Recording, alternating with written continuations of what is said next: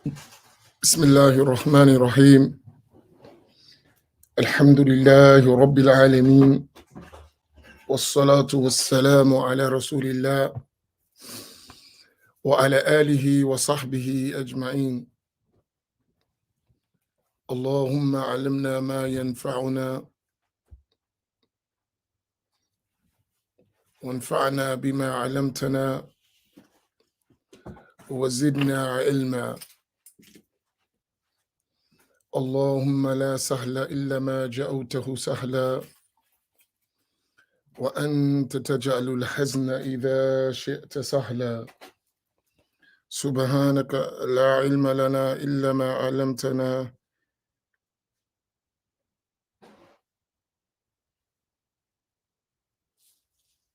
إنك أنت العليم الحكيم. أسأل الله تبارك وتعالى أن يجعل نياتنا خالصة لوجهه الكريم.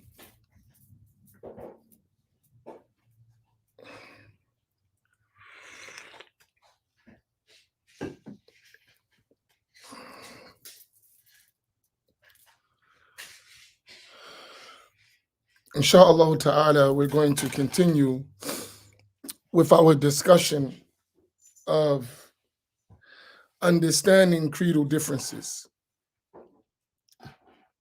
I want to say something before we continue, and it's very important.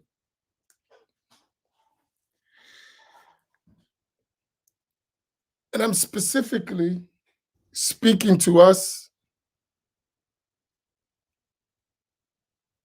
as African Americans. There's some hard facts we have to face. And the sooner we face those facts, the better off we'll be as a people.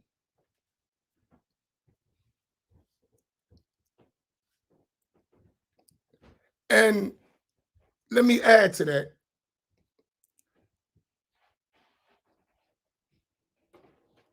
Our non-African American Muslim brothers need to understand our plight just as they understand their own. Because every people in the earth have some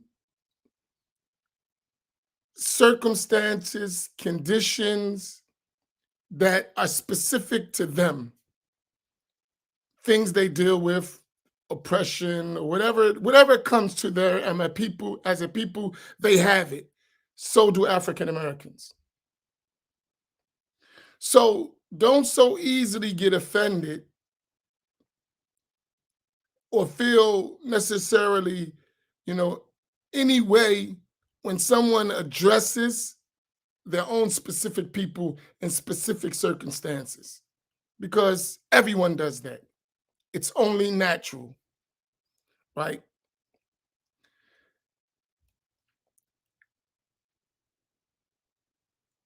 Because we are one ummah is a beautiful belief, a beautiful idea, a beautiful concept, but very difficult to apply in our present day reality. I'm going to repeat that. We are one ummah is true. It's a beautiful belief. It's a beautiful idea. It's a beautiful concept, but extremely difficult to implement in our present reality.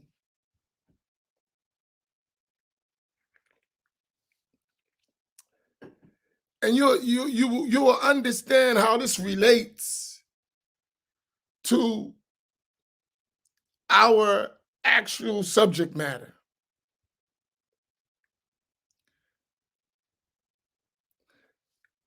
It's a beautiful concept. I wish we lived it, We're one ummah, one brotherhood, all for one for all. That's not reality, though, on the ground.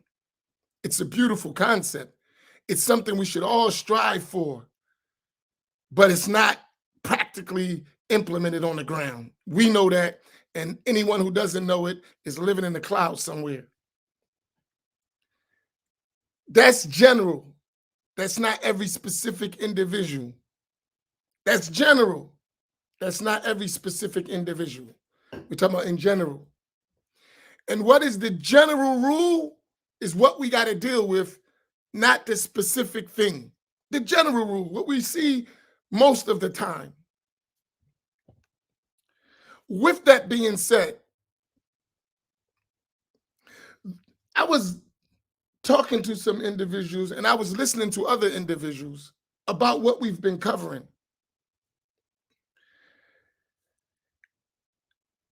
I hope you realize the things I'm telling you are not new at all. The things I'm telling you about the belief and about Al-Sunnah and Al-Ash'ira and Maturidiyya and Al-Wahhabiyya, they're not new. I didn't make it up. I'm not that smart. What it is that they didn't tell us. Those who knew it, they didn't tell us as a whole.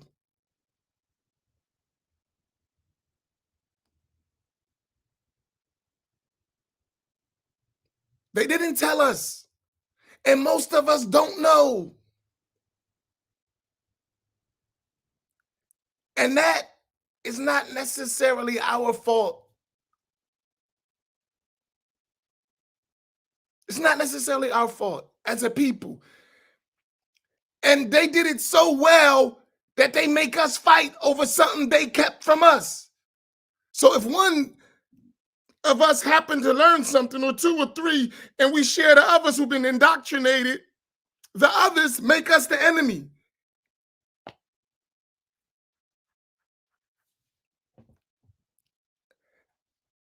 And from the side of those who have learned, we got to be extremely careful and understand this about our people,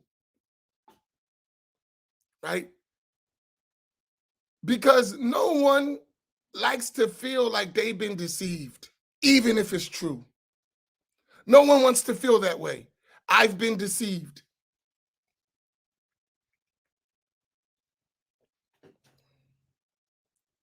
No one wants to feel that way. Nobody. Man, I've been hoodwinked. And then for us, we say again and again and again. That's hurting. That's hurtful. So that's why I'm saying to us, we have to understand our situation, and so do others. We'll stick and stupid, and we know it don't make no sense, and we'll stay there just because I don't want to feel like I've been hoodwinked. I know I'm wrong. I know it don't make no sense, but I'm going to stay here anyway. And if we look in comparison in life, we see that. We see people in relationships they know don't work. This is some out of love, out of attachment, whatever it is, out of shame, we'll stay in something we know doesn't work. This is a human problem too, not just African Americans. It's a human problem we have. Change is very difficult for people.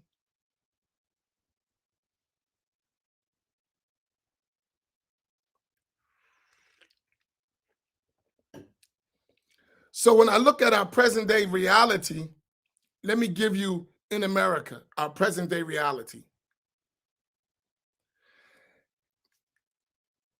And I don't want to exaggerate, so I'm going to underestimate, and my underestimation is not reality.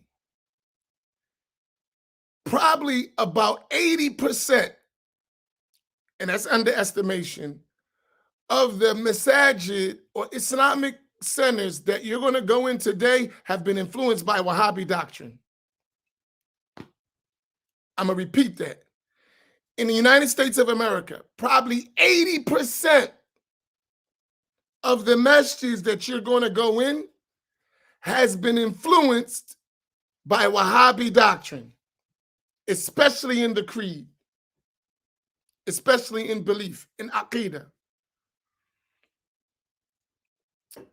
Now, I want to contrast that to with the global reality. Wahhabi doctrine doesn't make up 10% of the Muslim world. Pay attention to what I just said. In the United States, underestimating about 80% of the Islamic centers, masjids, schools, whatever you want to call them, have been influenced by Wahhabi doctrine. And globally, so that's in America. That's what we're dealing with, where we at, African Americans, where we live. Globally, in the world, they don't even make up 10% of the Muslim population, that doctrine. And some can go, and I said I'm underestimating, not to be too critical. That's not reality, neither way. If I go beyond reality, 80% is more than that, and it's less than 10%. But I don't want to go to extremes. Something that there's no doubt about what I just said. No one can argue that. That's why we always mention the word default Wahhabi, right?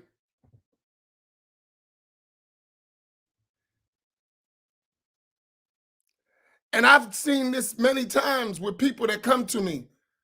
I'm not a Wahhabi. Then when you go to their library, it's full of Wahhabi books because they don't know what a Wahhabi is. I'm not a Wahhabi. That's not me. And then you go into their library, it's full of Wahhabi books. They don't know. That's not their fault. So we should deal with that. We should understand that reality. That's not your fault. That's the default position from what has been put on us, right? Now, let's go on top of that. I have to address this because this is important, because if we don't understand this, it's going to be hard for us to really comprehend and embrace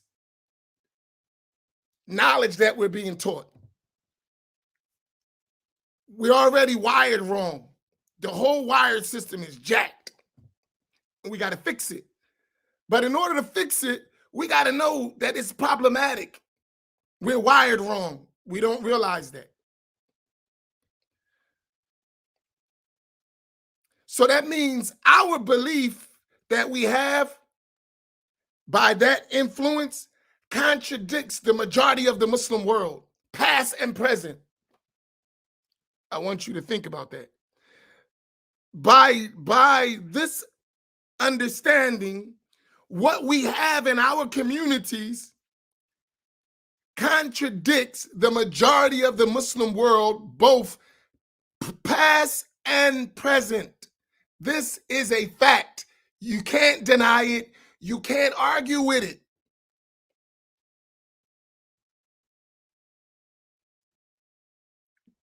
This is not a debate. This is clear evidence with research. There's nothing to debate.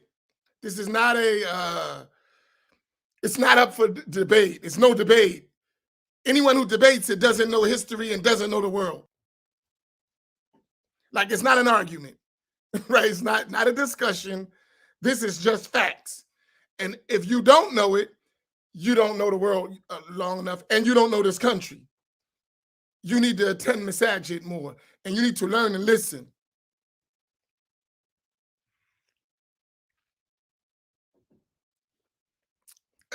It's serious, because I was listening, and I'm saying to myself, they don't understand.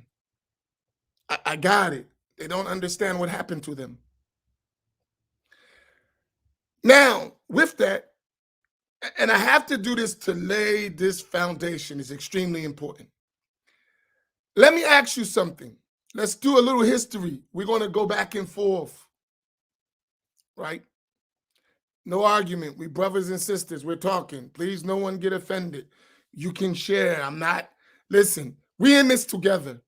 If we don't realize we're in this together, we in trouble. I'm telling you, this divide and conquer stuff they put on us, we got to overcome that. That doesn't mean we're going to hide the truth and let their division stay. We're getting rid of them. But in the process, we're going to realize that we got to work together, right? We got to work together in this. It ain't going to work. If we stay the way we are, it's trouble. We got to wake up. Just like in Christianity, when many of us were Christians in this country, because Black folks were Christians a lot, right? Most of us came through some Christianity when we were growing up. That was the Black church. Just like we learned Jesus ain't no white man laying on a cross with long brown hair and blue eyes. That's not Jesus. We look at it as silly, right? We look at that as something silly because we developed and we learned, right? That same thing, that's how we're going to look at Wahhabi doctrine when we develop and learn.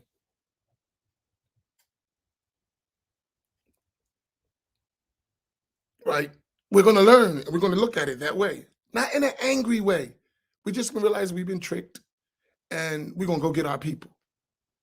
And by that, we're going to reach others, right? The default position of the rest of the world is not Wahhabi. The default position is Ahl Sunnah until they meet Wahhabis. And then the Wahhabis put their money and their stuff and indoctrinate people.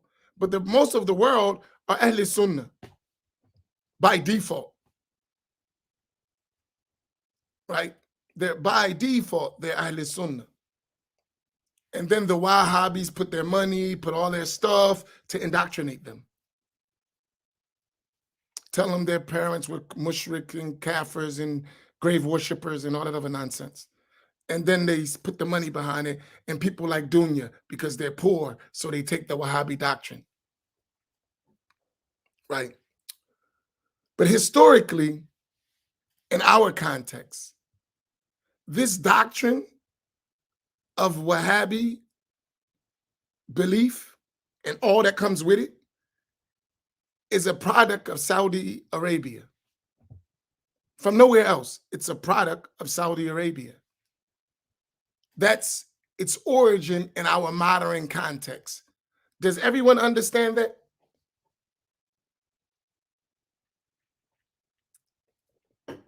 That's a question so we can engage.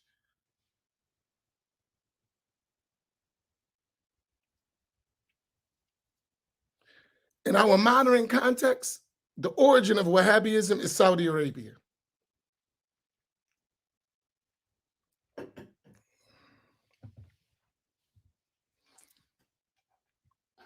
Okay, since we all understand that, that's not up for debate. We know that, right?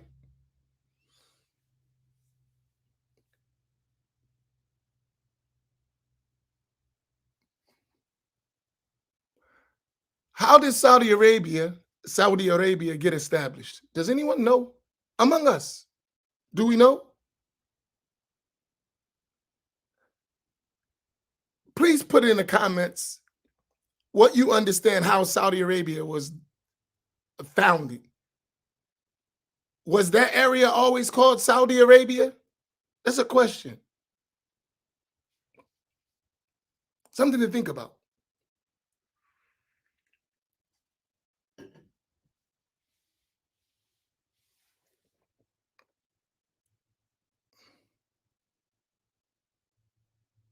Right? So everyone says no. It was established by Bedouins from the eastern province of Arabia, not Mecca and Medina. That's not where they were from. Mecca and Medina was known as the sanctuary, the sacred land of Arabia. That area called Al-Hijaz. Those Wahhabi people, they didn't come from Hijaz. They were from Najd. They were from the eastern province of Arabia. Their support came from the enemies of Islam to attack the Muslim government that was in Mecca and Medina, which was the Ottoman Empire, who were Muslims. Ahl Sunnati wal Jama'ah. And they weren't just in Arabia. They were in the then known Muslim world, in Egypt, in Syria, in Sham areas. All of those areas were ruled by Ahl Sunnati wal Jama'ah.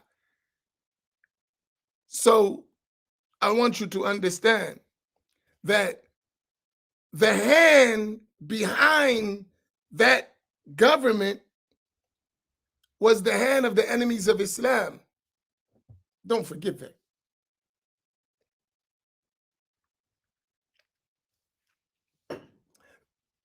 Because we live in a world of politics and we should understand these things. And let me tell you something about them. They had an agenda. Why they supported the Saudi Arabia. And if you understand the playbook, you understand they do this all the time. That's their move.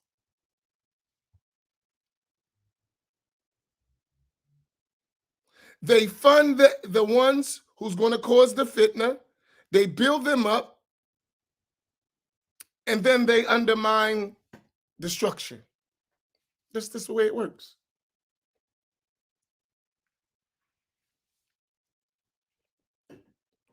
So you have to understand some history to understand this stuff, right? So most of us, we don't understand history and we don't understand politics and how it plays into religion. We don't understand that. We think religion is just isolated, and it should be, but that's not how the world works. It should be that the deen is just the deen. We Muslim, we follow the Islamic legislation through the Quran and the Sunnah and the consensus of the Islamic scholars and the various other aspects. That's how it should be. But we're human beings, and there is the shaitan, and there is all these diseases of the heart that exist in human beings. They're real, and then they play out real, right? They play out, right? Let me give you a story. And I can tell you this firsthand to show you how it works. We worry about today extremism in Islam and terrorism and all this other crap, right? When I first was overseas, I was 18 years old, 19, right? So let's say 1989. I never forget this because I'm going to show you how this plays out. When I was home in America, there was no such thing as terrorism. We knew nothing about that. Zero. Like Muslims was just, it wasn't no such thing as Salafis. No one heard that. No, like even the Wahhabi doctrine was around, but no one knew it really. Very few, some people, but it wasn't nothing that you would hear about, right? Not big time. It existed, but it was still working its way out overseas, right?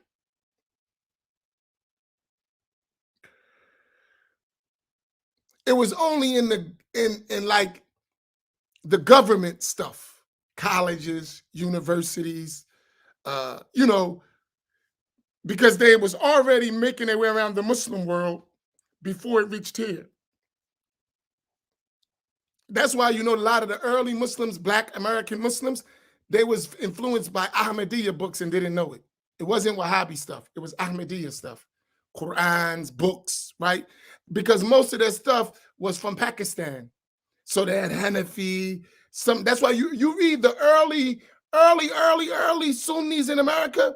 All of them were aware of the Ihya Ulumuddin of Imam al-Ghazali. So what we're studying today, the Ihya, all the early Sunnis, especially African Americans, they were aware of the Ihya through Pakistan, right?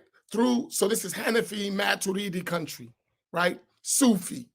So they were all the early Muslims. If you go back and learn our own history, all of the African American Muslims were involved with some kind of Sufism, all of them, right? Because that's where Islam had reached them from outside of Arabia. So they had this leaning to, even if they didn't know it all, they had some inclination, right? So I'm telling you the story because it relates. So we ain't know nothing about terrorism. When I go to Egypt,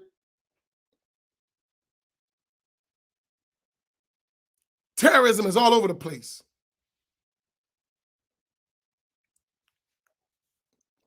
And it's a big problem.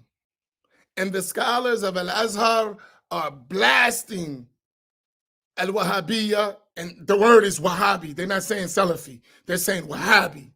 This is in 1989. They're saying Wahhabi. They're not saying Salafi. That's not the words. Wahhabi. So remember, I'm telling you, this is 2021. So we're going back 32 years ago, right? And they're straight up, right? The Azhar scholars and most of the scholars, they're dealing with this stuff and they're writing books, and it ain't Salafi, Wahhabi. Or they'll say Wahhabi / Salafi. Clear, no ambiguity, right?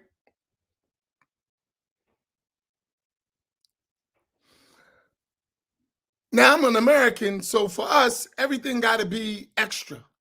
You know, African Americans, you know how we are, right? We got to be some stuff. So what fascinated me about those Wahhabi people was they were rebels against the government and all this stuff, right? I'll never forget it, because as it plays out in my mind, I'll be like, dang, man, this is deep stuff. I met the followers of Umar Abdul Rahman in 1989 in Egypt. They were my friends, some of them. I didn't know who they were. I just thought they was, because I'm young. I'm a young kid. I don't know doctrine. I don't know none of that stuff. I'm just a new kid from America and Egypt. I don't know none of that stuff, right? So they got the nice beards. And one of the things that fascinated me, their masjids didn't have no lights. And they used to have guns to get in the masjid. And as a kid, that's like, yeah, boy, they serious. They want to do, you don't know. I look back and I crack up. And I was like fascinated with that stuff. I didn't know doctrine. I didn't even know what I was involved in. It just looked like they was doing the real Islam.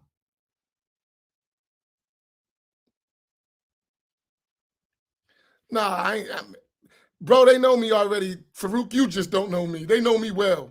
Our government is deep. They know who I am.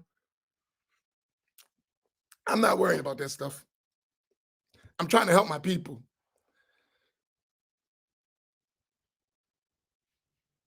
Right? So I remember my teachers in Al-Azhar.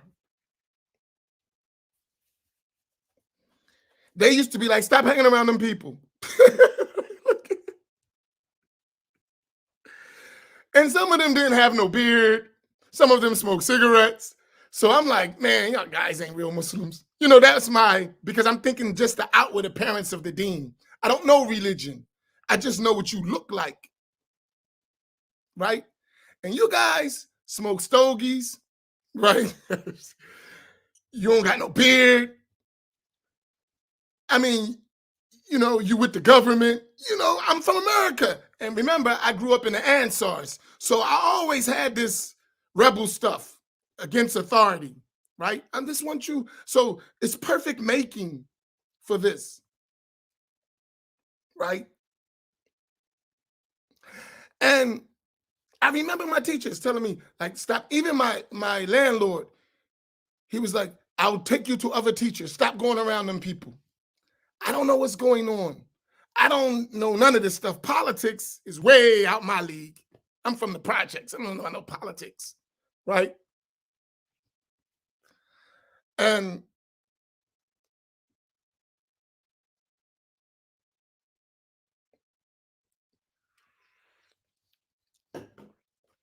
Farouk, the fact that you said that, you just don't know me. You don't know me well. Trust me, you don't know me well. But I'll forgive you for some stupid stuff you just said. All right. Uh, but here's the point. So I remember them saying that. Then I remember when there was an attack in Egypt, right, on government officials.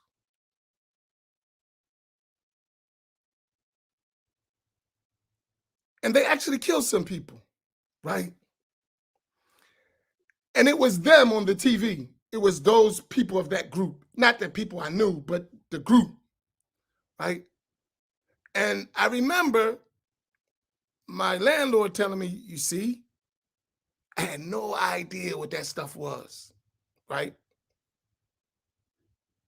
Of course, when that happened, I realized, okay, these people, not the people I knew, but that type of understanding is what's causing all the problems. Now everything's clicking, right? Because I hear it in the Jumu'ah speeches, you hear it on the radio, you hear it, right? But you really just don't know what's going on. It's way, way above your pay grade. Fast forward. When they come to America, when that stuff finally gets to America, 90, 91, right? When we first have that stuff, those same people with those same sheikhs was the ones that they had in the first World Trade Center. I want you to think about this stuff. You don't think our government knew that stuff? They knew what was going on in Egypt. They the ones in the government and influencing stuff. They know this stuff like the back of their hands. They know it, right? They got watch lists. They know all this stuff. They know. If some young kid from America can recognize this stuff later without all the advance, I don't have all that stuff. You don't think the government know this stuff? You don't think they know? No, they do know. Go look. When they say Wahhabi, our American government, when they talk about this, they say Wahhabi. Go look. Even when Trump was changing the doctrine in Saudi Arabia, y'all don't know that, right? He went over to Saudi Arabia, they brought all them weapons, and one of the conditions that you got to change your books, right? And in Congress, when they were discussing what is he doing about this, and they mentioned the Wahhabis in Congress. They say Wahhabi, they don't say Salafi.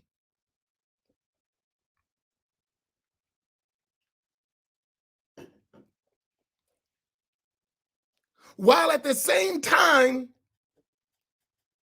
they know Wahhabi doctrine is spreading around America, especially in the inner city. You think they don't know? Farouk, that's why I say sometimes we can be kind of stupid. They know what they're doing. They know what's going on. They're aware. We went to sleep. I don't know why we sleeping, but we was, that's us, like snoring.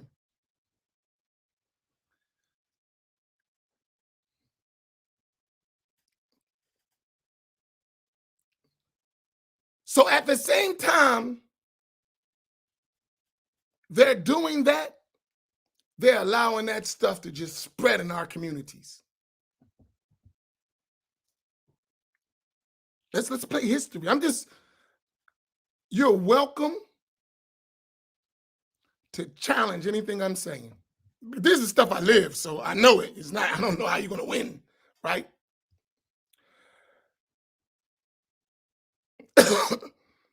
Now, let's study our own history.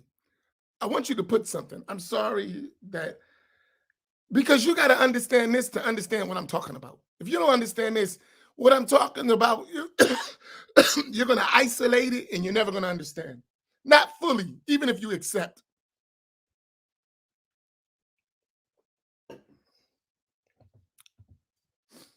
Okay.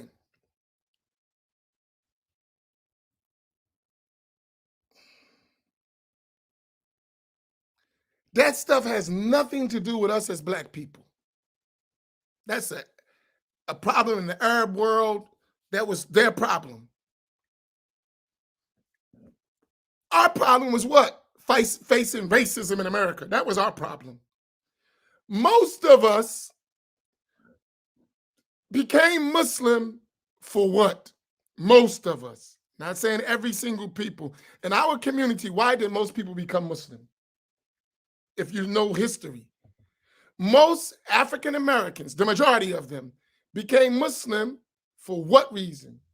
I want to ask you something. That's a question.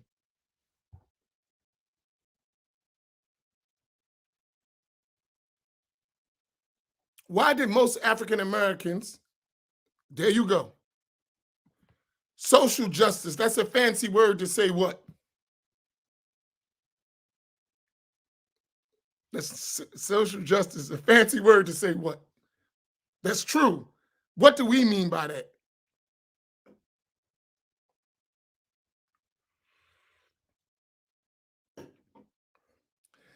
We were escaping racism and white supremacy. Would you agree with that?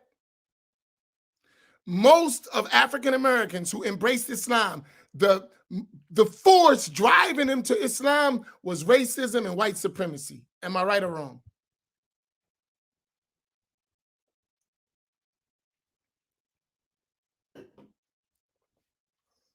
That was the force. I'm not saying that's the only reason, but it was a motivating force, which we call in Arabic al-ba'ith. That was the urge that's pushing you to that. The racism and white supremacy. That's why we became Muslim, most of us. I can speak for myself. And that's why it was easy for us to say the white man was the devil in the name of Islam. Because what we were experiencing, that was an outlet to say, you know what? Islam is the truth and the white man's the devil. That was the joint. Follow the point. That's the majority of us. Even if we weren't the extreme, all of us felt in Islam an escape from oppression and subjugation and unfair treatment by the white establishment. All of us, that was our thing, right? So we realize that the system is incorrect, it's corrupt and not fair. We realize that. And Islam was our way to address that. That's facts. Though I'm young in age, I started my Islam or my journey to understanding Islam very young. So I saw all these movements. I know them well because I lived it. I grew up in that stuff.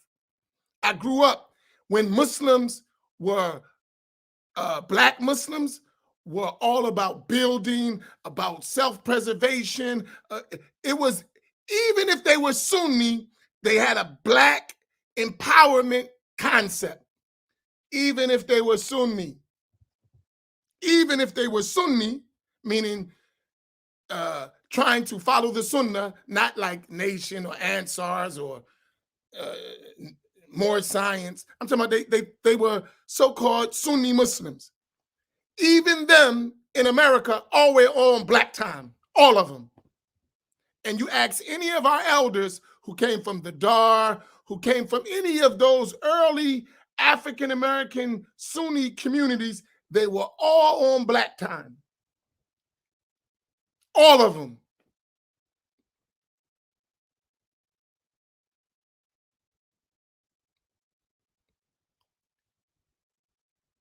All of them were on black time. This is real.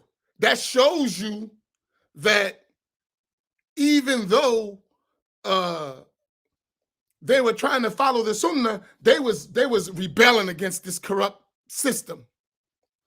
Okay, why am I mentioning that? What is the relationship during the establishment of Saudi Arabia, the government, and the British in America? What's the relationship? Tell me. This is just history. It's not, we're in America. You can study history. They might not like what's the reality of it. Well, we were slaves. We can't deny that. They enslaved us. They tortured us. They had lynchings. They still killing youth in the streets. That hasn't changed, right? So because it's an ugly history, don't mean you lie about it. This history, this is what it is.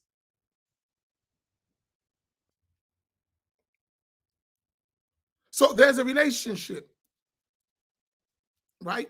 There's a relationship. So in Islam, the Islam that most of us got, which we agree, does anyone disagree with the point that I made? Let me go back. That 80% of the Islamic centers, masjids, are influenced by Wahhabi doctrine. Does anyone disagree with that in America? Do you disagree with that? Does anyone disagree with that? Just so we make sure we're following each other. Right? Okay, so we just want to make sure we on the same page here. So historically, we agree that Saudi Arabia was established and founded with the support of the British and the United States. We do agree with that, right?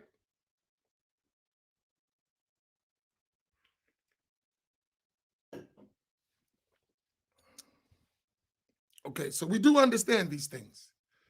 And we do understand that Wahhabi doctrine is the founding religious principle of the Saudi state. We do understand that, right?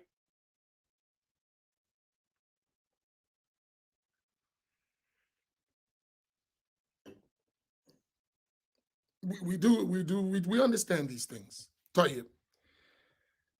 Let's put that together just logically, because we got to use our minds, right? We were running from certain oppression, from certain people who we realized was not just to us. Gave us a white Jesus, gave us all that stuff, a fabricated Bible, that's why we became Muslim, right? We already knew that. We ran from that to Islam. Where's our Islam? It's Sunni Islam that rejects all that. Then they come right back around. They go in the Arab world. They cause fitna. They raise up a doctrine in government, arm them, kill off all the Sunni Muslims that we were originally learning that doctrine, kill them off, take the land, then send the doctrine back to America in the black community mainly.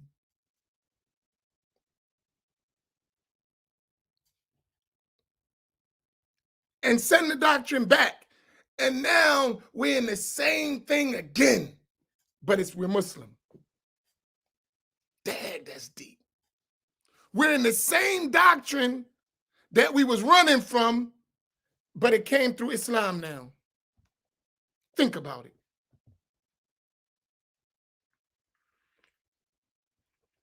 And that doctrine tells us that the 90% or more of all the Muslims are kuffar, mushrikun, misguided, disbelievers, idol worshippers, grave worshippers, deviants. And now that's what they give us. So they wiped out in our minds every other Muslim around the world except these groups that we made. Dang, if that's not a conspiracy, I don't know what is. If that's not a conspiracy, I don't know what is.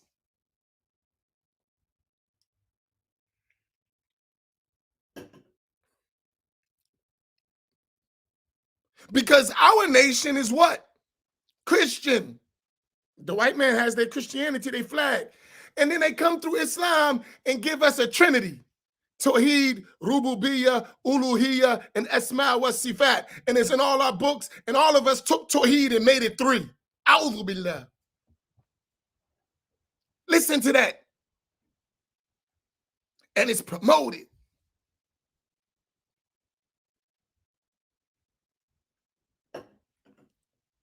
And out of all the teachings in Islam, they found, listen, for hundreds of years, over 1,000 years of Islamic doctrine and theology, they came up with the Trinitarian aspect of Tawheed.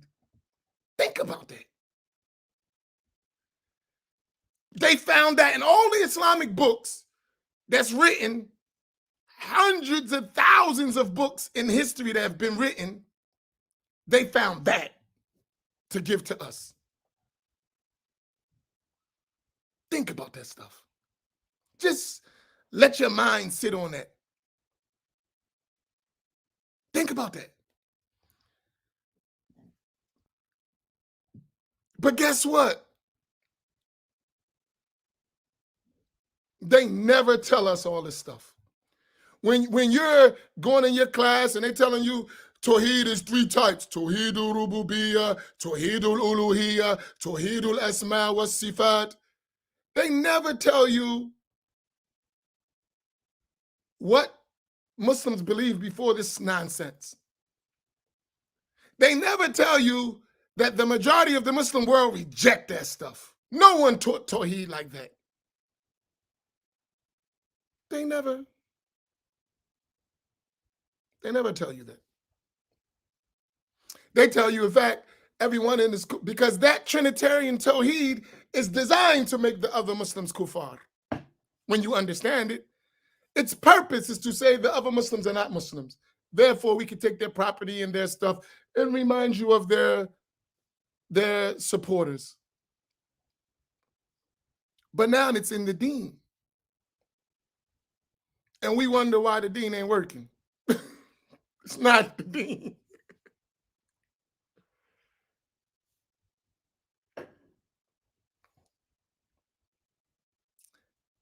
And the basis of all that is Aqidah. The foundation basis is Aqidah.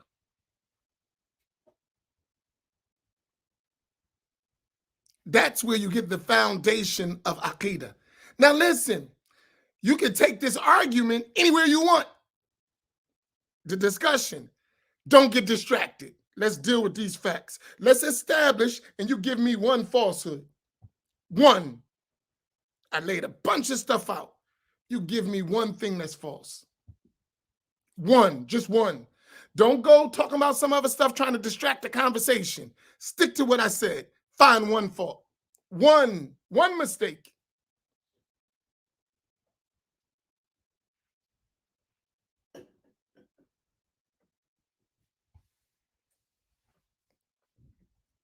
So the one who says, because they're default Wahhabi, let's not talk about Aqidah. Huh? This is why we're in this problem. We don't have the Aqidah of Islam among us. We've been duped.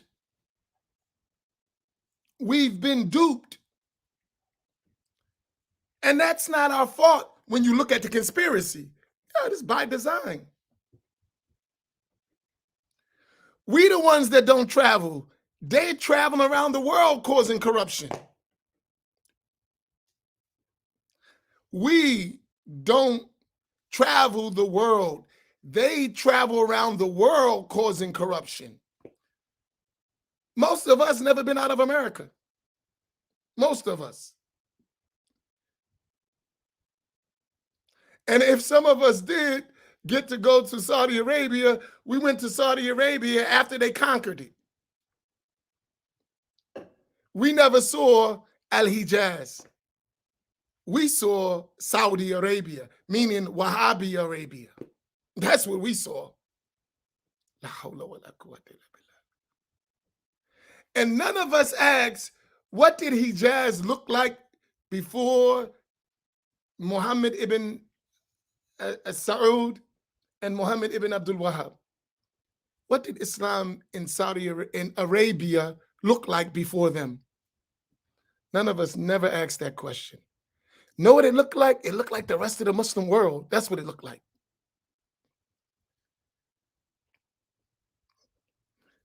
Before the Saud family and Muhammad ibn Abdul Wahhab made their marriage, Arabia, Hijaz, looked like the rest of the Muslim world.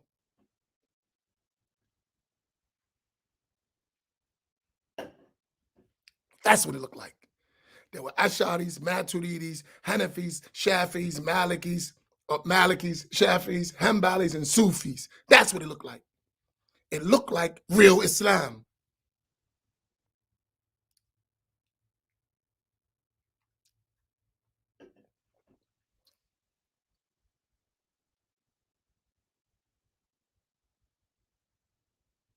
This is real stuff. So now you understand why I'm concentrating on Aqidah? As to give you some understanding. Do you understand? And listen, these things are not something that Amin Muhammad is so smart and he came up with. This is just, all you gotta do is study and observe the world. Right? And if you have more access, it's worse. I'm going to give you something, right? That it really told me how bad it was. I mean, I saw it with my own eyes, so I know how bad it is. I understand. I've witnessed it. I lived through it. I know what it does, right? I understand it firsthand, so I understand, right?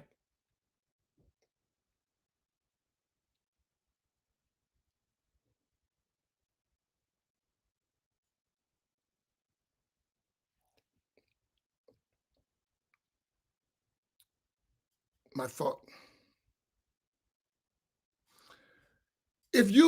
So my thought was this. When you read Arabic works, may Allah help us eventually to have a level to understand some Arabic, because the world will open to you, right? That doesn't mean, because then you can see it for yourself. And there's an old saying, being informed is not like seeing it yourself. Being informed of something is not like seeing it yourself. The level of certainty is much different. Someone tell you about something, that's one thing. When you see it yourself, that's another thing. It's a whole nother level, right? So by having access to Arabic, it opens up a whole world. And then when you have access to material, that's another opening, right?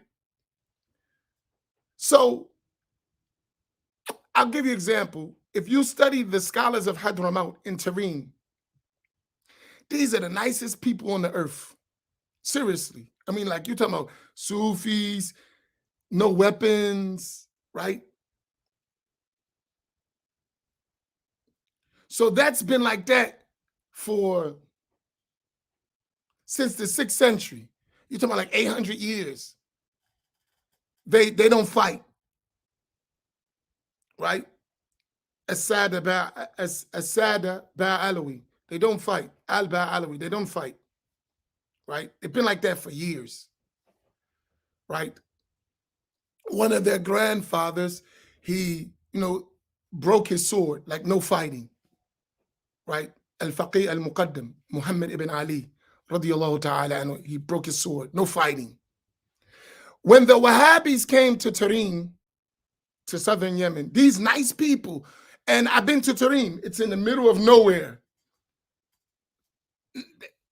Even today is like, not like police and none of that. Just people who worship Allah. That's all they do.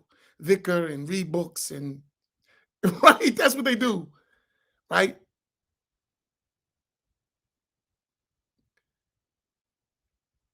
And if you ever get a chance to go there just to visit, I suggest you do it. It will do something that will, you'll get to see Islam how it used to look around the world in different places. Like it's still like that, right? Even with us there, because when the West comes and put their hands in something and start getting messy, even with us there, it still looks pure, right? When the Wahhabis attacked that land, they attacked them. Now, I just described these people, right? The Wahhabis attacked them.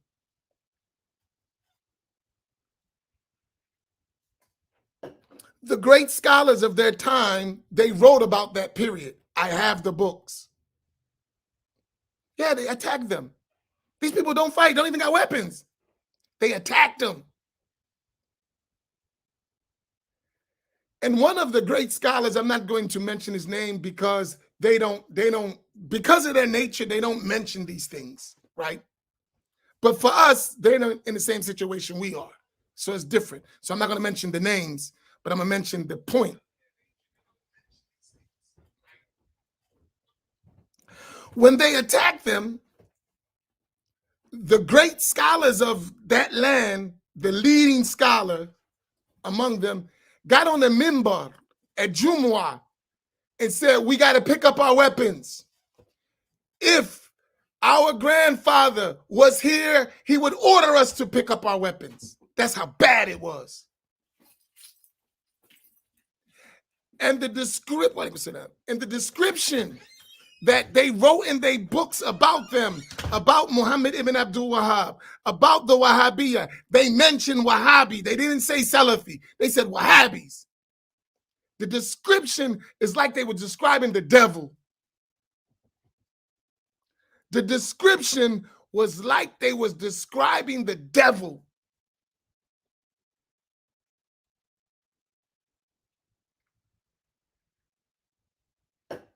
That's how bad it was. Like, think about that. These are people who don't fight. They have no inclination to conflict. And they attacked them. Destroyed their religious sites, destroyed graves, they burned books. Like, hey, you animals, what are you doing? Think about that.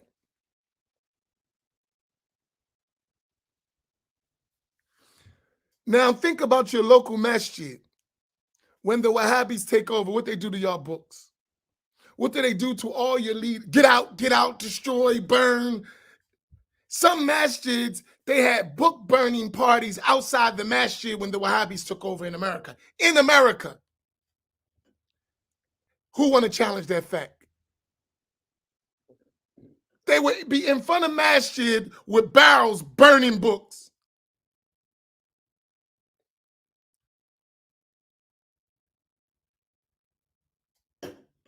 You want to challenge these facts? Now, I showed you what they did overseas centuries ago. And that same stuff was on the shores of America. Mushrik, kufar, this, that. That same thing that was happening hundreds of years ago, 200 years ago in Arabia, all around the world, happened in America on the shores of us in our communities. Just toned down because we have an established government. You can't go but so crazy. But the practices that they could do, they did.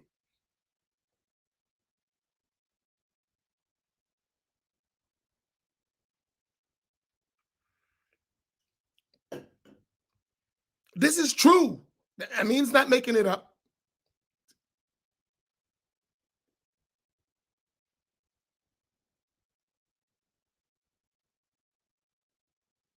This is not something I'm making up. This is true. This ain't, and it's not like one incident. This has happened. They were instructed to come here and get rid of the kuffar deviants.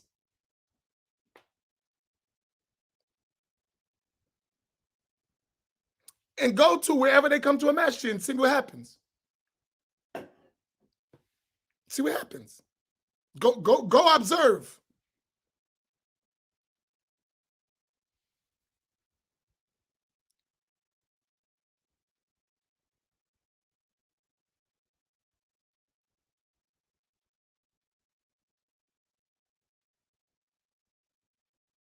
Go observe.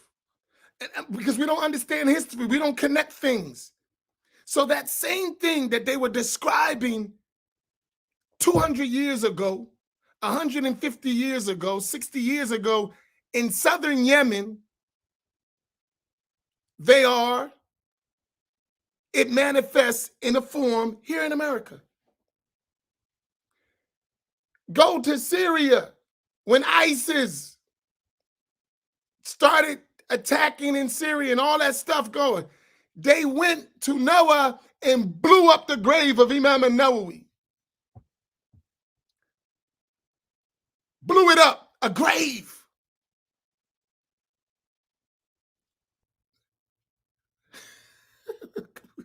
How do you blow up somebody's grave? What the hell is wrong with you?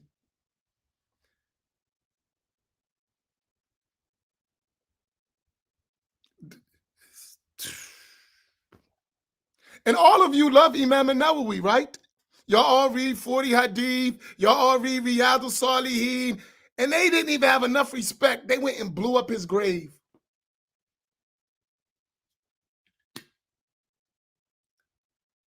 And this is all based on Aqidah. This is all based on Aqidah. This is all based on Aqidah. Why you do that? That's a grave, and the people who visit the grave worship. All right. So just imagine I visit the grave of Imam al-Nawawi. I did. And they would have blown the grave up and me with it because I'm a grave worshiper. A'udhu billah. I'm a Muslim. I don't worship no grave. So that's Aqidah you got crazy. You think I went to Imam Nawawi's grave to worship Imam al-Nawawi? A'udhu billah. I'm a Muslim. If you visit the grave, that's shirk. You're a grave worshiper. Huh? What? Do you know my Aqidah? To worship in other than Allah? That is crazy. That's insane. But because of your Wahhabi warped Aqidah, you think someone visits a grave and make dua for the deceased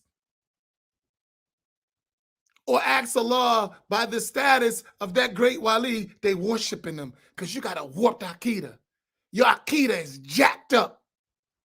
And you apply that and then carry it out because your Aqidah is totally un-Islamic. You don't know Islamic theology at all. And that's why you consider the majority of the Muslims as misguided. Now, let me show you this.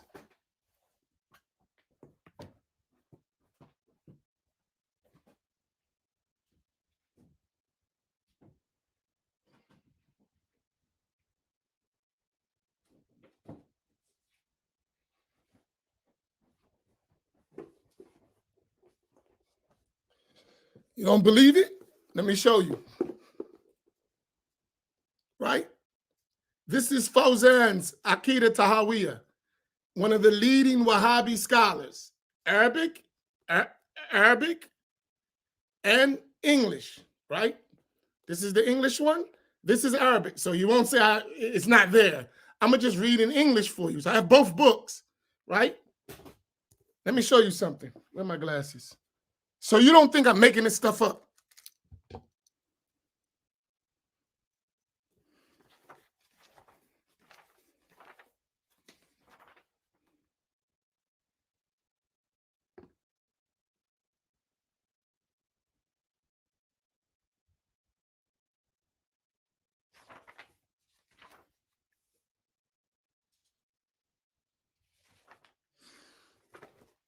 is highlighted. I'm gonna read this to you. You see, I got this stuff highlighted. This is Fauzan.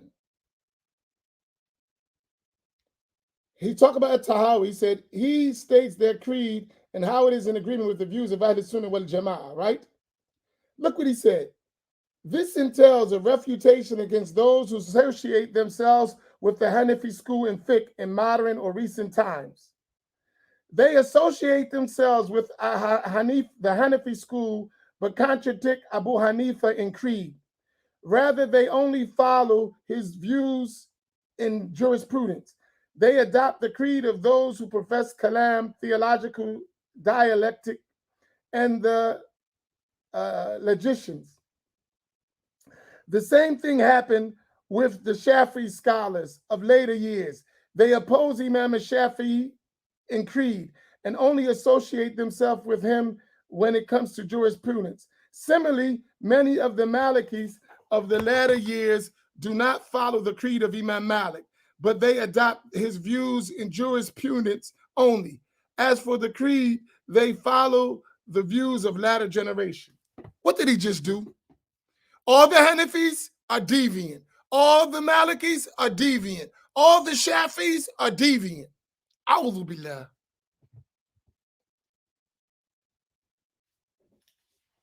That's their books. That's what they believe. We're deviant. All the Muslims are misguided, except us.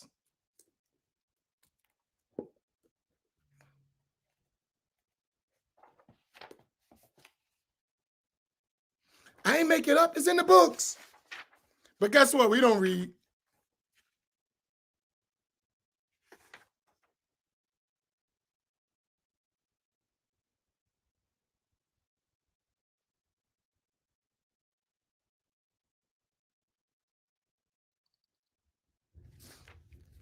And there's the same thing there.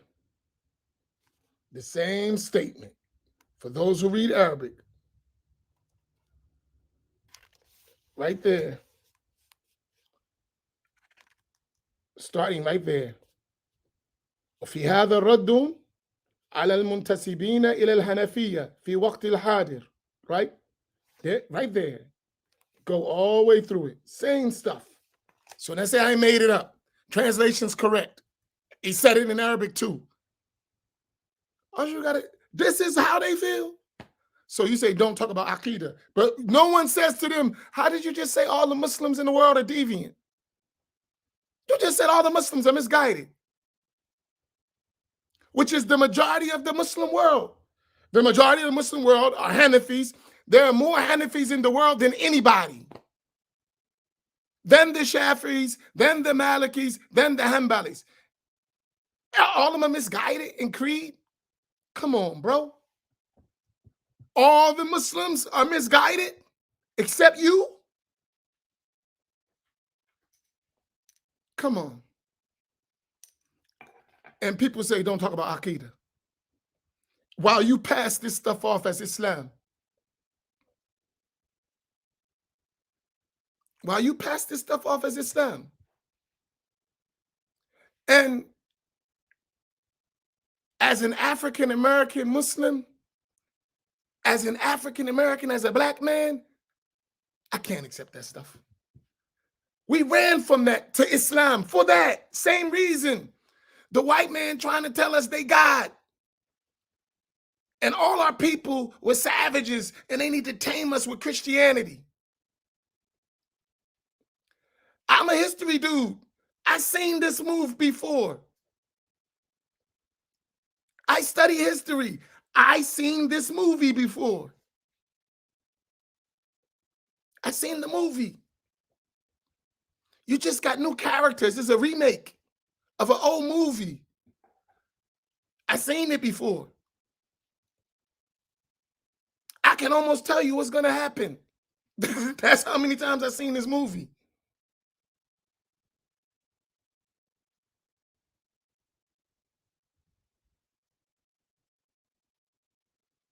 And this is just education.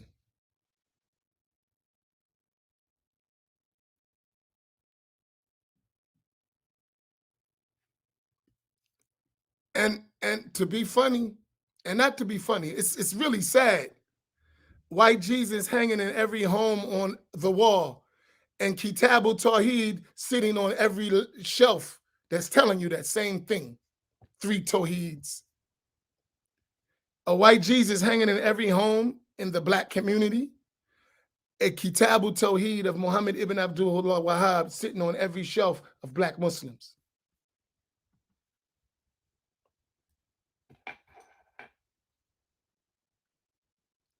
And then will make us ultimately fight one another if we speak the truth. That's the hope. And then when we fight one another, we all go to jail or to the graveyard and they make money. You cannot make this stuff up. If we speak the truth, they've taught us to fight because that's what they did. So they're going to tell our black people, fight them. They fight. We go to jail, die, go to prison. They make money.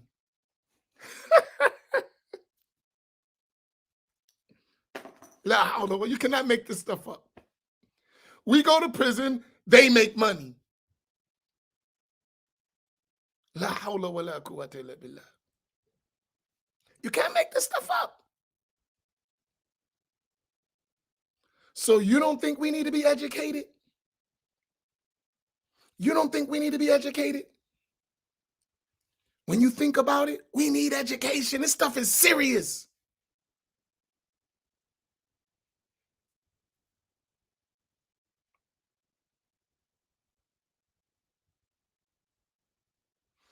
And then when they get us into prison, because they'll turn them into federal crimes eventually, right? And then they get them in prison and they work in Unicorn and make millions of dollars for our government. It went just like this, back to slavery. Right back to slaves. This stuff is deep. It almost makes you want to cry when you think about it. Back into slavery. Slavery is abolished except for a crime. I'm going to create the crime and I'm going to put you in jail and make you a slave again. It's not funny, but when you think about it, that's the devil.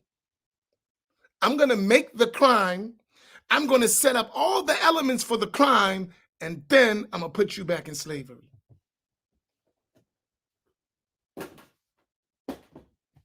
That's some deep stuff, man.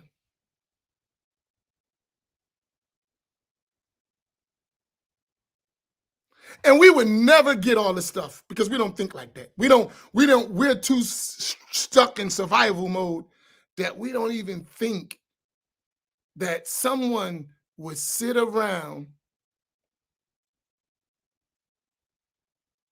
and come up with this stuff. But they do. They study this stuff. They are technicians at evil. It's sad.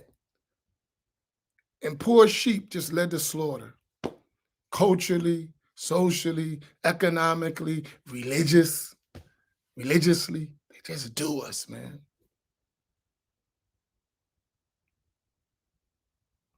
La hawla wa la quwwata illa billah.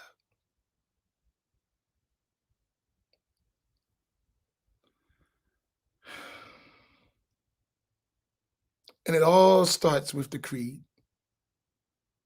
La hawla wa la quwwata illa billah. It all starts with the creed. It all starts with Aqidah. They wipe out history. They wipe out everything. Just think, if you study history, you'll see what I'm saying. That doctrine didn't exist in the Muslim world. Now it's all over the place. It didn't exist. It was considered a heresy in every place and every time. And now it's all over the place. It's some deep stuff.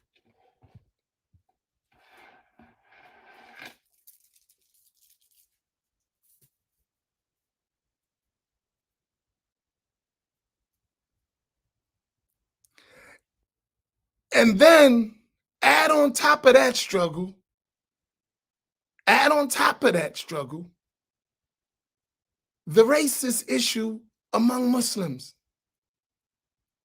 Add on top of the creedal struggle, once we get through that, even with the correct creed, we still got to fight racism,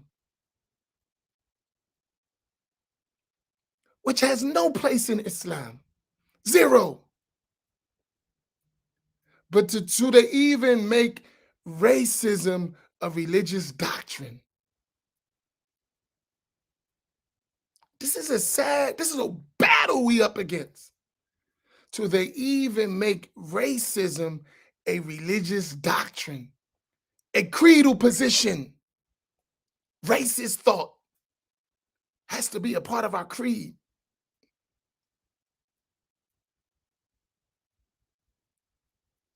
When we look at ourselves, we got to say we're inferior. They're teaching that as religion. La hawla wa la quwwata illa billah. When you look at yourself, if you have black skin, that's not good. That's not a good thing. Your skin color. Muslims teaching that nonsense.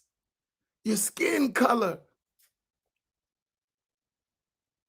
That's Christianity stuff that we was running from.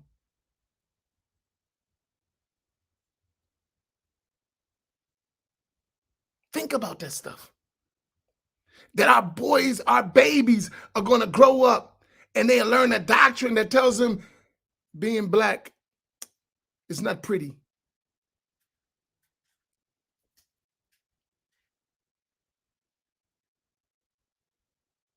Real beauty is white. Perfect beauty is white. That's so cruel, man.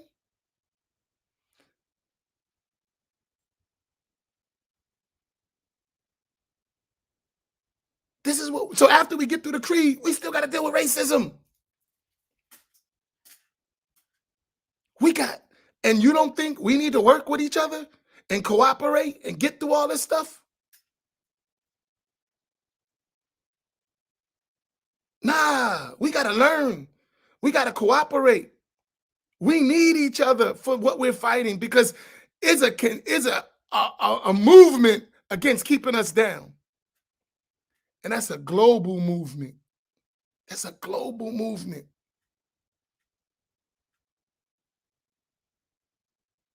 And they'll tell us, oh, he's on that black stuff. No, you against black stuff. It ain't that we on black stuff. You're against black stuff. And it's right in our face, but we're sleeping.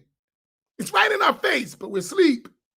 We are snoring in a coma.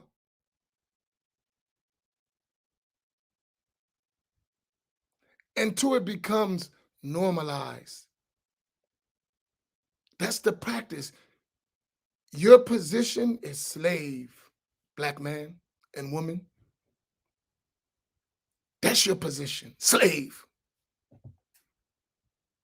And you are the servants of others. No, we're not. No, we're not. We came to Islam to get away from that thought.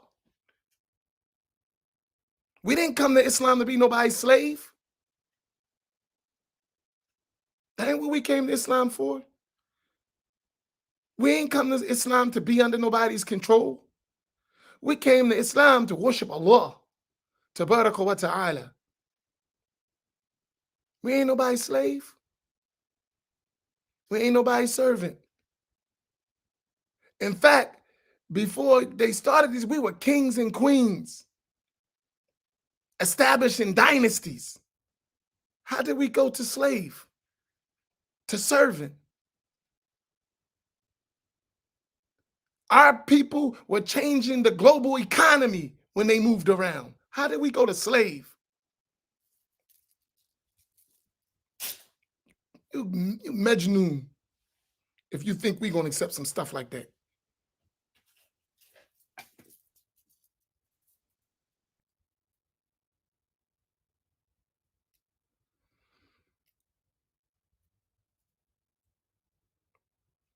And here's the point. All of these are facts that can be checked. They're facts that can be checked. There's not something that's like it's just all all this stuff can be researched and checked with ease. Not hard, not difficult. Easy. Easy work. You know how they put, you know what I'm saying in the street? Easy money. This is easy stuff. And the fact that it may seem difficult to some of us show you how bad they're trying to hide the truth from us. Because it's easy to find. Easy. Not hard. But they don't want us to know. They don't want us to know. And we have to make a change. So it's important because I heard some conversations, and I'll close with this. I heard some conversations, people discussing, different people, and I talked to them, and I realized why it's difficult to understand things. People don't understand context. They think these things are just isolated, and they're not. This stuff is all connected, right? There is something happening here, you know?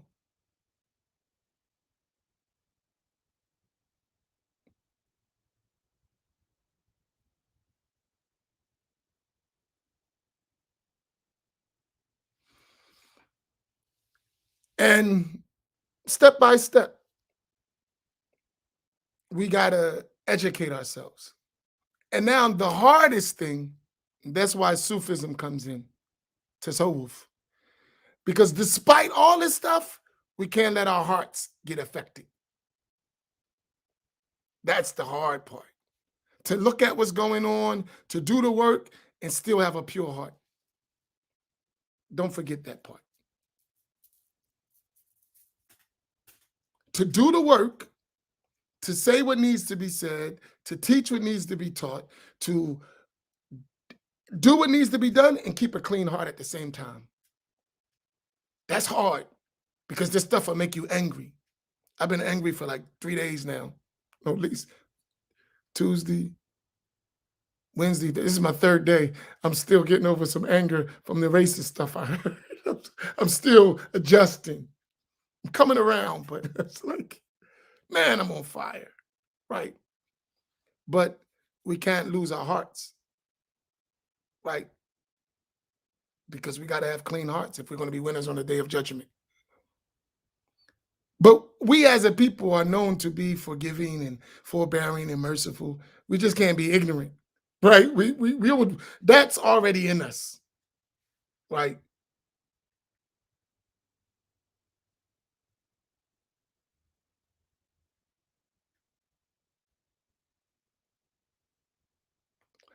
I do, but you can't.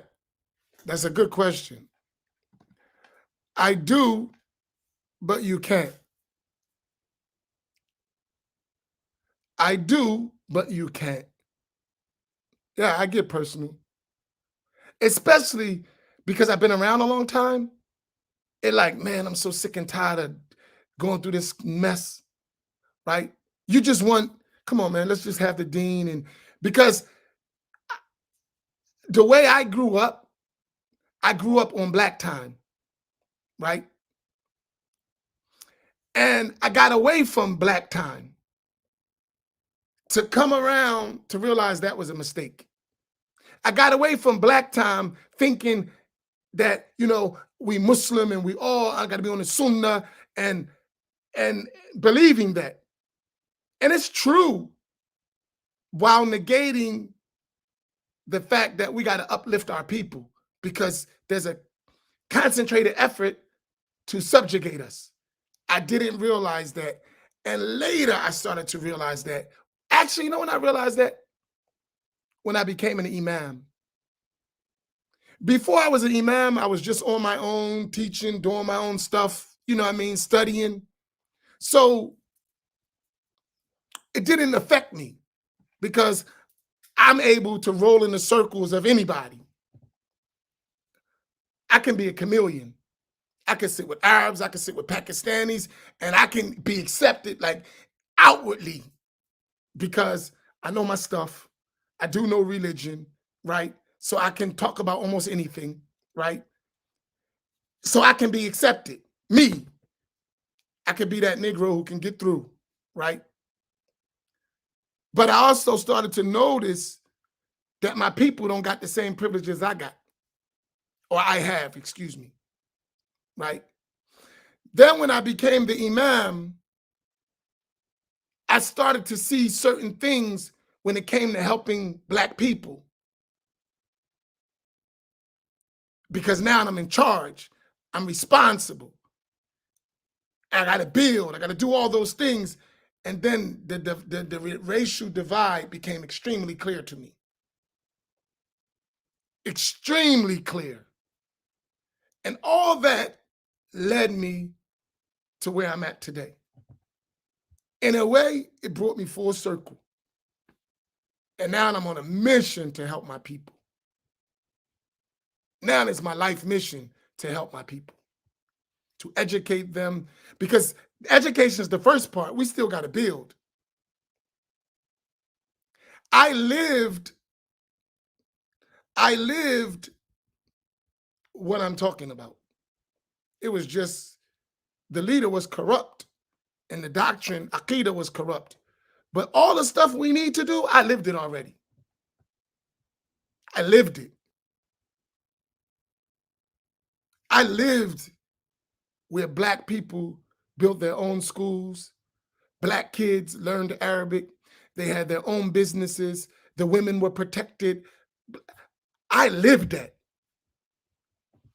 Then corruption happened because bad Aqidah and Negro stuff, right? But the concept, I seen it with my own eyes. I know how to live for and by and of my people. I know how to do that.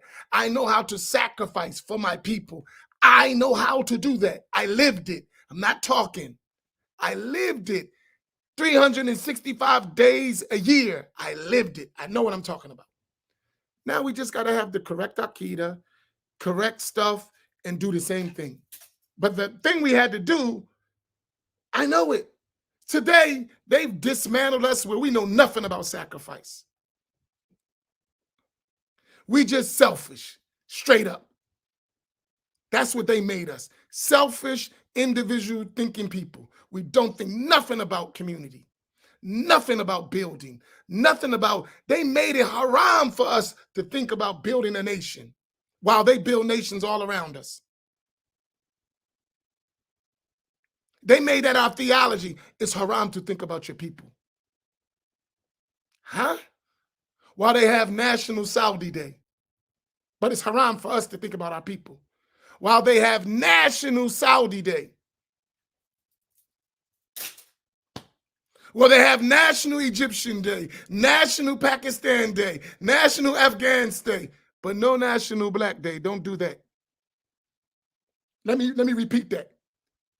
National Saudi Day, National Egyptian Day, countries, Syrian, Lebanese, Pakistani, but don't do Black.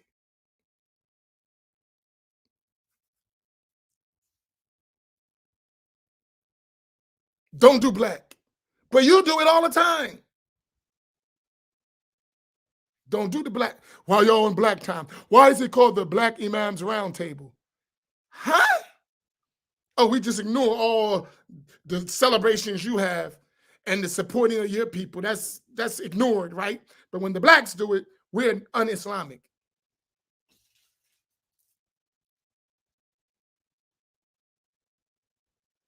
Explain.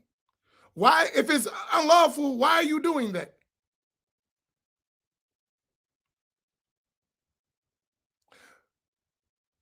There's no nationalism. Why our people can graduate just like your people become leaders, our people are still students of knowledge. Our people graduate just like your people become teachers, our people become students of knowledge. Same graduate, same class. Explain that. Ever thought about that?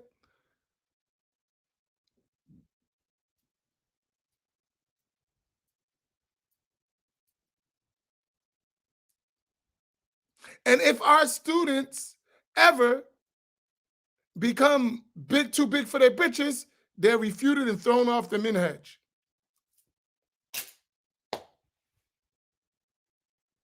And I don't care if that's Wahhabi or Sunni, it don't make a daggone difference.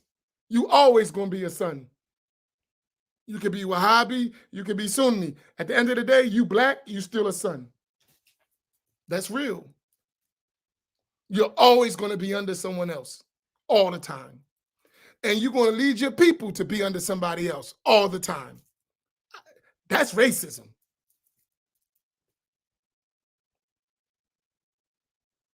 That's racism. And that ain't just, that's across the board a problem. That's what I said. Once we get past doctrine, we still got to deal with racism. Once we get past Aqidah and fix the doctrine, we still got to fix racism. Still got to fix racism. That ain't going nowhere. We can have all the same creed, but I'm still black. I still have this skin at the end of the day. And if a part of your creed is that this is inferior, then that's a problem. Because I can't change this. We can't. We can't. We cannot change that. And guess what? They will come and they will have us attack us for trying to help us. That's some deep stuff. We will allow them to come to us, tell us to attack us for trying to help us. And we got some of us that say, yes, sir, boss. We damaged, man.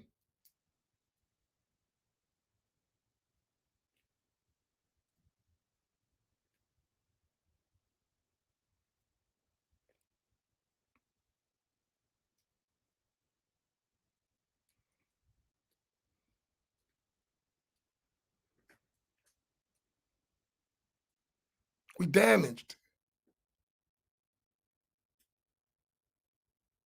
I want to tell you a story, and this is what we need.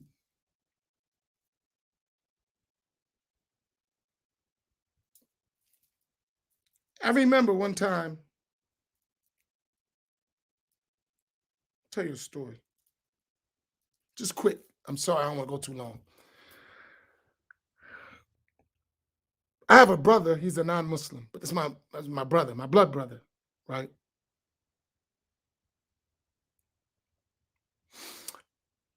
We was in prison. And one of the brothers said something to my brother that was way out of line, right? One of the Muslim brothers. And he said it to my brother. So he was, him and my brother was talking. And when it came to me, I said, you know, that's my brother, right?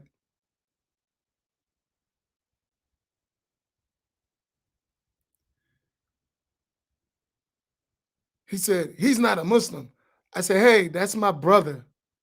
We have the same mother and father. That's my brother.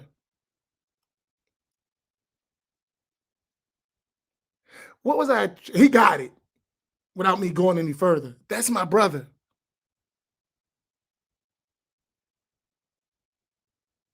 You're not going to divide my family because you got something in your mind that has nothing to do with Islam. You bugging. You're not going to divide my family, right? We need that spirit with us when some foreigner come and try to get us to oppose our brothers, especially when we're all Muslim.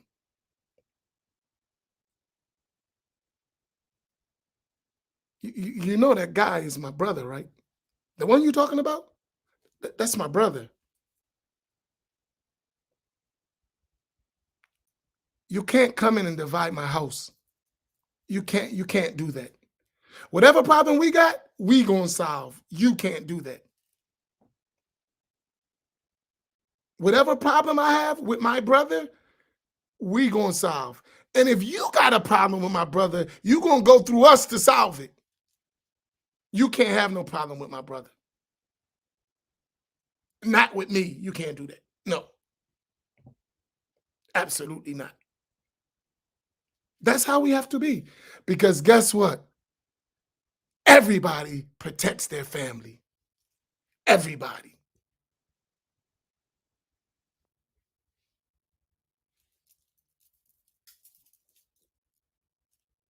Everybody protects their family. You can't do that. No.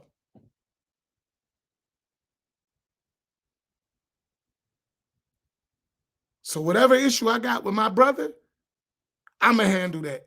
And we going to work that out. But you can't do that. No, absolutely not. Absolutely not.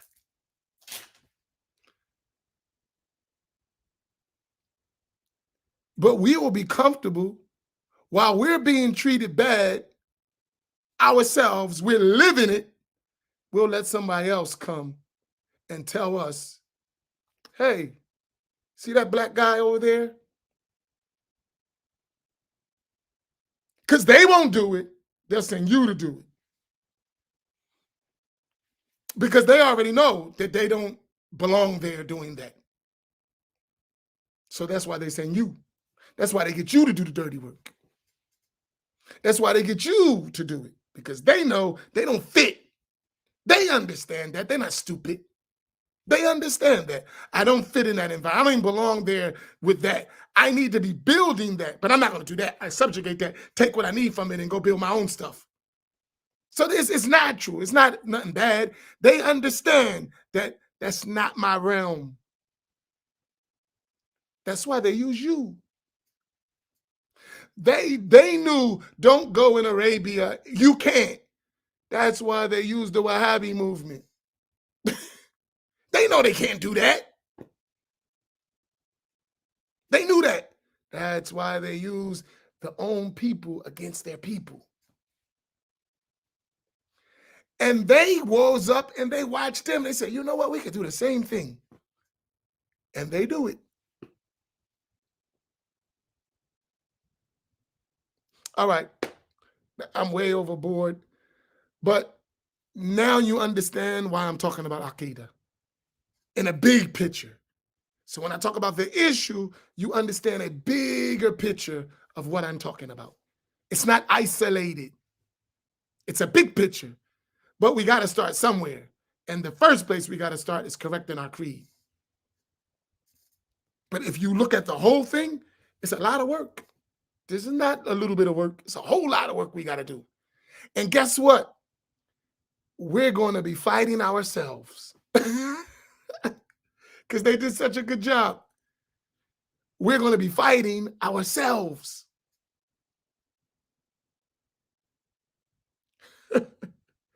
They did their numbers, man. You got to respect the game. You might not like the outcome, but like, wow, they good.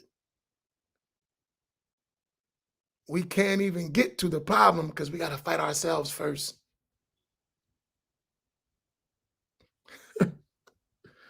Now, but guess what? We can't fight ourselves. We got to educate ourselves because that's what they want us to do. Because if we fight ourselves, we're going to destroy ourselves. We have to just educate ourselves. They want us to fight ourselves because if we fight ourselves, we're out of it. That's what they want us to do. We're out. We can't do that.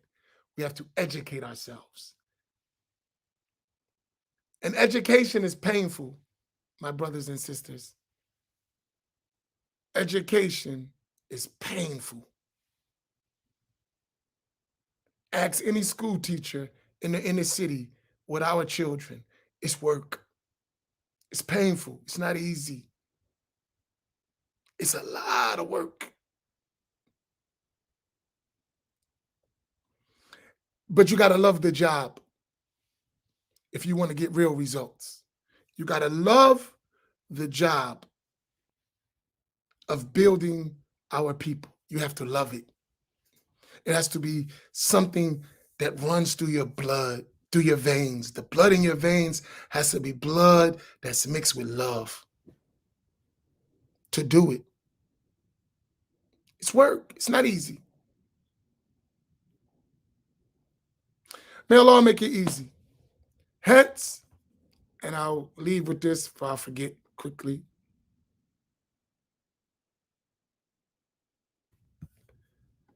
That's why these gatherings are so essential. We need to bring all of our minds together. We need to sit down and work this stuff out. And we need all hands on deck, right? That's why it's a lot of work. And it's generational. It's generational work. We're just the next generation. And we're getting old. So we got to think about the next generation, the future. And they've put stuff that's going to last for decades of confusion that we got to clean up. It's a lot of work. So some of us, we got to be serious. We got to roll up our sleeves and we got to get busy. Right? So this gathering, it's just a step to us building. Right? It's a step to us building. So February the 18th through the 20th, go to our website as well. All the information that you need is there to purchase tickets. You can click the link there. But all of these things and many more things, we're coming together to find solutions and take steps. We're already taking steps, but we just bringing us together, seeing the resources we have, networking with one another. And that needs to be with leaders and with individuals, getting to know one another, seeing our needs. We have a lot of work to do. There will not be registration on site. No, so you have to register online. And the deadline for that is January the 15th. So there will not be on-site registration. You have to register online. So I don't want you to think I'm going to wait and I'm going to come because you're not going to get in. I hate to say it like that, but we need to, number one, we need capacity control. And number two, for the logistics of arranging these big events, we ain't rich. We're not Isna or Ikna. We ain't like that. We're Black folk. Our resources are limited, right? So we can't just do anything, right? We have to have some kind of structure and know what we're doing. It's essential to even be successful. Because you know us, if we screw it up, we'll complain. If we screw it up, we will complain. So let's not screw it up. We register. We know how many people we got. We know what is needed to do that. You assist in that. Right? So we can't do that. So don't do our CPT time stuff. Don't do that. If we're going to be successful, we got to have some kind of organ addition. Right? All right. Barakallahu bikum. We'll reach back tomorrow. Sorry for the long thing. I remind you of Sheikh Yahya, his class on the 7 Hadith. Today's Thursday, tonight. Barakallahu bikum wa jazakumullahu khaira. Thank you for your time. Thank you for your ear. Thank you for your engagement. May Allah tabaraka wa ta'ala reward you all. Wassalamu alaikum wa rahmatullah.